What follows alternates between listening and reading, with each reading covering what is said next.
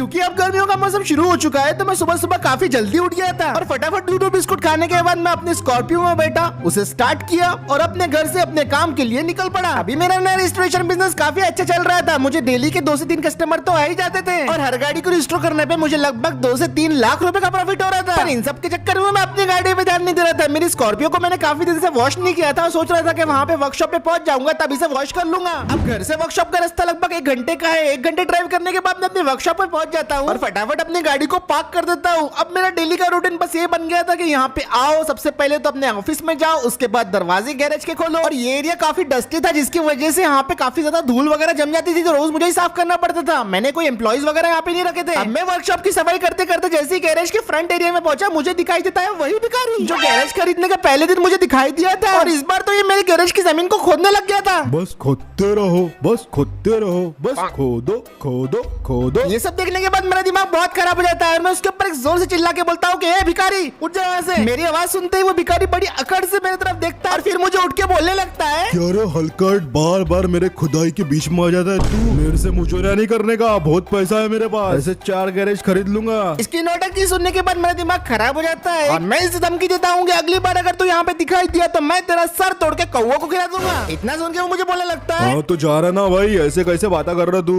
आई आई आ चलो binning on the. ये सब देखने के बाद मैं सोच में पड़ गया था और अब मुझे लग रहा था कि मुझे अपने स्टोर में सीसीटीवी कैमरे और सिक्योरिटी बढ़ानी पड़ेंगी। पता नहीं है भिखारी बाबा मेरे स्टोर में घुस के क्या करने की कोशिश करता है। अब मैंने बोला छोड़ो यार, सारी बातें हटाते हैं और अपने काम पे भिड़ते हैं। लेकिन तभी मुझे इतने में दिखाई देता है वो भिखारी आदमी जहाँ पे खड़ा था, वहाँ पे एक सिल्वर कलर की ओमनी ठीक उसके सामने आके रुकती है और थोड़ी देर के बाद उसी ओमनी से 2 मास्क पहने हुए बंदे निकलते हैं और उस भिखारी आदमी को घेर लेते हैं। अब इससे पहले मैं समझ पाता कि यहाँ पे चल क्या रहा है, मैं देखता हूँ वो दोनों मास्क पहने हुए आदमी जबरदस्ती भिखारी को अपने साथ ओमनी में बिठाते हैं और वो भिखारी बचाओ बचाओ चिल्ला रहा था। जल्दी निकलो, इसने देख लिया अपने को, जल्दी। इतना सब देखते ही मेरे कान खड़े हो जाते हैं और मैं तुरंत वो ओमनी की तरफ भागना शुरू कर देता हूँ। पर वो लोग ओमनी स्टार्ट करके वहाँ से भाग निकलते हैं। पर मैं उन किडनैपर्स को इतना आसानी से नहीं छोड़ने वाला था। मैं फटाक से अपनी स्कॉर्पियो में बैठता हूँ, उसे स्टार्ट करता हूँ और फुल एक्सेलरेटर देके मैं अपनी स्कॉर्पियो से उन किडनैपर्स का पीछा करने के लिए निकल पड़ता हूँ। मुझे किसी भी हालत में उस भिखारी को किडनैप होने से बचाना था। मेरे दिमाग में एक सवाल तो चल रहा था कि इस भिखारी को आगे किडनैप करने की उन लोगों को जरूरत क्या आ गई। मैं ओमनी का फुल रफ्तार से पीछा किया जा रहा था। सबसे पहले तो उसने एक लेफ्ट टर्न लिया और उसके बाद वो सैंडी शोर्स की तरफ निकल गए। ये लोग काफी रफ्तार से अपनी ओमनी भगाए जा रहे थे और काफी रैश ड्राइविंग कर रहे थे। पर मैं भी बिल्कुल परछाई की तरह इनके ओमनी से चिपका हुआ था। ओमनी वाला ड्राइवर काफी ज्यादा एक्सपर्ट लग रहा था क्योंकि इतना ट्रैफिक होने के बावजूद भी वो अपनी ओमनी को 80 के ऊपर भगा रहा था। जैसे तैसे करके मैं ओमनी के नजदीक पहुंचने की कोशिश कर रहा था, पर ये लोग मेरे साथ काफी ज्यादा गेम्स खेल रहे थे। कई बार इन्होंने मुझे सामने वाले ट्रैफिक में भिड़ाने की कोशिश की, हर बार मैं किसी न किसी तरह बच गया। वो मुझे चकमा देने की भरपूर कोशिश कर रहे थे, लेकिन मैं भी बहुत जीवट हूँ और ऐसी चेसिंग करते करते हम लोग पहुंच गए रेलवे के ट्रैक्स की तरफ। ये चेसिंग अब बल्लाशा वर्दा पैसेंजर की स्पीड से चल रही थी। अगर मैं थोड़ी और कोशिश करता तो मैं अपनी स्कॉर्पियो से ओमनी को क्रैश करवा देता, पर अगर ओमनी का एक्सीडेंट होता तो वो भिखारी को भी चोट आ सकती थी। फिर उसके बाद ओमनी एक और लेफ्ट टर्न लेती है और रेलवे ट्रैक्स क्रॉस कर लेती है। सामने बल्लाशा वर्दा पैसेंजर आ रही थी और मेरी किस्मत तो इतनी खराब है, जैसे मैं रेलवे का ट्रैक क्रॉस करने लगता हूँ तभी मेरे सामने ट्रेन आ जाती है, जिसकी वजह से मुझे अपनी गाड़ी को ब्रेक लगाना पड़ता है। और इस मौके का फायदा उठा के वो किडनैपर ओमनी वाले वो भिखारी को लेके मेरे सामने से निकल जाते। मैं काफी उदास था, लेकिन तभी मेरे दिमाग में एक आइडिया आता है और मैं बिना किसी देरी के फटाफट अपनी गाड़ी में बैठता हूँ, उसे स्टार्ट करता हूँ और वहाँ से निकल पड़ता हूँ। मेरे पास यही एक उम्मीद की किरण थी जिससे मैं उस भिखारी की मदद कर सकता था। और फिर मैं सीधा ड्राइव करके पहुंच जाता हूँ पुलिस स्टेशन की तरफ। वहाँ पे फटाक से अपनी गाड़ी पार्क करता हूँ और भागते भागते पुलिस स्टेशन के अंदर चले जाता हूँ। वहाँ भागते हुए मैं इंस्पेक्टर साहब के पास पहुंचता हूँ और उन्हें बोलता हूँ कि मेरे सामने किडनैपिंग हुई है और मुझे उसकी रिपोर्ट दर्ज करवानी है। इंस्पेक्टर साहब ये सुनते मुझे पूछते हैं, अच्छा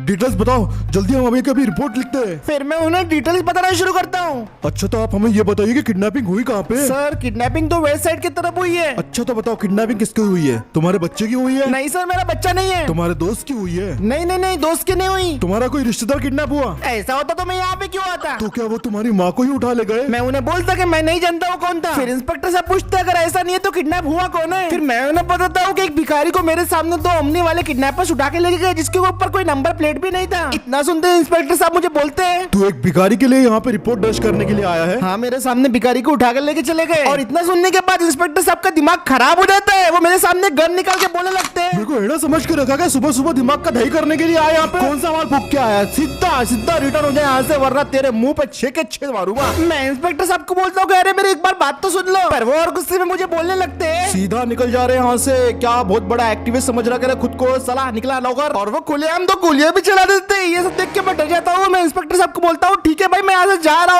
हूँ, अब कोई दिक्कत नहीं करूंगा मैं। और ऐसे ही फिर मैं सैड होकर पुलिस स्टेशन से निकल जाता हूँ। अब मैं बुरी तरीके से अपनी हिम्मत हार चुका था। मेरी आखिरी उम्मीद जो कि पुलिस स्टेशन थी वो भी टूट चुकी थी। मुझे लगा है पुलिस इस मामले में मेरी मदद करेंगी और उसमें भिखारी को बचा लूंगा, पर ऐसा कुछ भी नहीं होता। मैं फटाफट वहां से निकलता हूँ और अपनी गाड़ी में जाके बैठ जाता हूँ। मेरे दिमाग में बस वही ख्याल आ रहे थे कि उस भिखारी के साथ क्या हो रहा होगा। और फिर उसके बाद मैं अपनी गाड़ी स्टार्ट करके वहां से निकल जाता हूँ। मुझे समझ में नहीं आ रहा था कि मैं कहाँ जाऊँ, किसकी मदद लूँ, तो मैं थक हार के एक बेंच पे बैठ जाता हूँ। मुझे दुख सिर्फ इस बात का था कि मेरे सामने वो भिखारी किडनैप हो गया और मैं उसका कुछ भी नहीं कर सका। क्या पता उस भिखारी के ऑर्गन्स निकाल लिए जा रहे हो, क्या पता उसे मार दिया गया हो, या भी क्या पता वो सीरियल किलर्स हो। और ऐसे ही कई सारे रैंडम थॉट्स मेरे दिमाग में चल रहे थे। इतने में मुझे एक सुनहरी किलर नजर आती है। वही ओमनी मेरे सामने से गुजरती है जो उसमें किडनैपर्स थे। और इसको देखने के बाद जैसे लगा मुझे दूसरा मौका मिल गया हो। मैं फटाफट अपनी गाड़ी की तरफ भागा, उसे स्टार्ट किया और उस ओमनी का चुपके से पीछा करने लगा। पहले तो मुझे लगा कि वो ओमनी को मैंने खो दिया है क्योंकि दूर दूर तक ट्रैफिक में वो मुझे दिखाई नहीं दे रही थी। लेकिन एक लेफ्ट टर्न लेने के बाद मुझे वो ओमनी फिर से दिखाई देने लगी। अब बस मुझे इस ओमनी को फॉलो करना था और उन लोगों के अड्डे पे पहुंचना था। जहाँ ये ओमनी टर्न लेती मैं भी सेम वहीं पे अपनी स्कॉर्पियो को मोड़ देता। मुझे किसी भी तरह इन किडनैपर्स की नजर में नहीं आना था। मैंने एक प्रॉपर डिस्टेंस मेंटेन करके रखा था और बिल्कुल भाई आराम से मैं इनकी गाड़ी को फॉलो किए जा रहा था। अगर मुझे किडनैपर्स का अड्डा पता चल जाता तो मैं किसी तरह पुलिस की मदद ले सकता था। अब ऐसा करते करते 10 मिनट हो गए थे और इन्हें फॉलो करते करते मैं शहर के बीचों बीच आ गया था। और फिर एक गली में ओमनी राइट टर्न ले लेती है और मैं भी इसके पीछे करते करते राइट टर्न ले लेता हूँ और मैं इनकी गली में फॉलो करने लगता हूँ इनको। सामने मुझे शायद लग रहा था कि इनका अड्डा होगा तो मैं इसलिए अपनी गाड़ी को कोने में पार्क कर देता हूँ और फिर उसके बाद अपनी गाड़ी से उतर के उन लोगों को पीछा करना शुरू कर देता हूँ। मैं दीवारों के सहारे छुप छुप के उनके पास जा रहा था। ये काफी सुनसान गली थी तो मुझे ध्यान रखना होगा क्योंकि उनके अगर और भी मेंबर होते तो मैं शायद पकड़ जाता।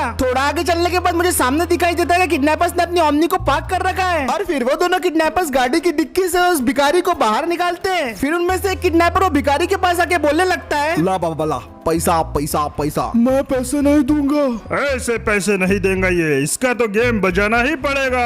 अब इनकी बातें सुन के लग रहा था कि वहाँ का माहौल थोड़ा इंटेंस हो रहा है और फिर मैं देखता हूँ कि उनमें से एक किडनैपर अपने हाथ में चाकू निकाल लेता है और भिखारी को धमकाने लगता है कि पैसा दे दे वरना तेरे को तो पता है तेरा ये चाकू के साथ क्या हालूंगा। सिचुएशन आउट ऑफ कंट्रोल हो गई थी और मैं पुलिस के आने का इंतजार नहीं कर सकता था। मैं तुरंत उठता हूँ और उनकी तरफ भागते हुए चले जाता हूँ और उन्हें बोलने लगता हूँ, ए ये जुल्म करना बंद करो। मुझे देखते ही वो दोनों किडनैपर चौंक जाते हैं। अरे बाबा ये तो वही चोर है। ये साला कमीना फिर से आ गया, इसकी तो। मैं उन्हें बोलता हूँ कि मैंने पुलिस को बुला लिया है पर वो किसी भी चीज से नहीं डरते और उन लोग का इरादा तो मुझे मारने का था। जा रे मियां, इसका खेल खत्म करके ला जल्दी से। अब मुझे भी गुस्सा आ गया था। मैंने सोच लिया था कि इस भिखारी को इन गुंडों से बचा के रहूंगा। जा रे मियां, जाके खत्म कर दे उसको। और फिर उनमें से एक भागते हुए मुझे मारने के लिए आता है पर मैं भी पूरी तरीके से तैयार था। वो किडनैपर मुझ पे एक करके कई सारे वार करता है लेकिन मैं उसके हर अटैक को सक्सेसफुली डॉज कर लेता हूँ जिसकी वजह से वो बुरी तरीके से हैरान हो गया था और इतने में मौका देख के मैं उसे एक जोरदार स्पीयर मार देता हूँ। इसकी वजह से वो किडनैपर के होश उड़ गए थे और वो पूरी तरीके से नॉकआउट हो चुका था। अब क्योंकि मेरा ध्यान इस वाले किडनैपर पे था तो इसका फायदा उठाते हुए दूसरा वाला किडनैपर मुझ पर पीछे से वार कर देता है और ये वार उसका काफी ज्यादा जबरदस्त था। वो मुझे एक पंच देता है, मेरे हाथ को मोड़ता है और मुझे जमीन पे गिरा देता है। फिर उसके बाद में वो मेरे ऊपर लातों की बौछार कर देता है और मुझे बहुत मारने लगता है। मेरे पेट और पसलियों पे काफी दर्द हो रहा था। उसने मुझे बुरी तरीके से मार रहा था। वो 5 मिनट तक वो मुझे ऐसे ही मारता रहता है और मैं बुरी तरीके से घायल हो गया था। फिर उसके बाद वो मुझे मारना बंद करता है और मुझे बोलने लगता है, अरे मियां तुमको बीच में आने की क्या जरूरत थी,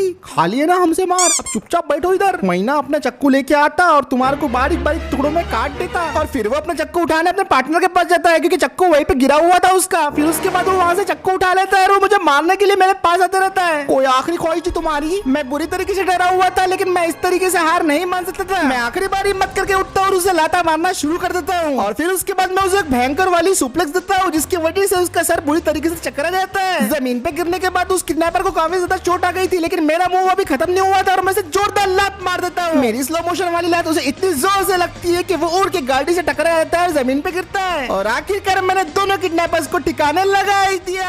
अब ये सब होने के बाद फाइनली मैंने उस भिखारी को बचा ही लिया था और फिर वो भिखारी मुझसे बोलने लगता है, तूने मेरी जान बचाई इसके लिए शुक्रिया। पर मेरे दिमाग में भी सवाल चल रहा था कि ये किडनैपर्स इस भिखारी के पीछे क्यों पड़े थे। तो मैं इससे डायरेक्ट पूछ लेता हूँ कि भाई ये तेरे पीछे क्यों पड़े थे। सुन के वो भिखारी मुझे बोलता है कि वो एक बहुत बड़ा करोड़पति है मुझे उसकी बात पे बिल्कुल यकीन नहीं आता, लेकिन फिर उसके बाद वो कुछ ऐसा कर दिखाता है जिसकी वजह से मेरे होश ही उड़ जाते हैं। भिखारी वहाँ पे मुझे कुछ कोने में पड़े हुए बक्से दिखाता है जो उसके ही थे, और जैसे ही उन बक्सों को ओपन करता है तो उसके अंदर से इतने सारे रुपए निकलते हैं जिसको देख के मेरा दिमाग आउट ऑफ कंट्रोल हो जाता है। वो लाखों रुपए निकाल के मेरे सामने रख देता है और मुझे पता है कि वो एक बहुत बड़ा करोड़पति है, लेकिन बस उसे अपने पैसों की फिक्र है, इस वजह से वो ऐसे भेस में रहता है। किसी बुरे आदमी को खबर पड़ गई थी कि ये अमीर है, इसी वजह से किडनैपर इसके पीछे लगे थे और ये किडनैपर्स उन्हीं सीक्रेट बक्सों की लोकेशन जानना चाहते थे। अब इतने सारे पैसे देख के मेरे आंखें तो खुले के खुले रह गए थे, और फिर वो भिखारी मुझसे बोलने लगता है, बोला था ना फुकरा नहीं हूँ मैं, बहुत पैसे है मेरे पास। अभी अगर तेको भी चाहिए तो 50-60 लाख तू भी ले ले।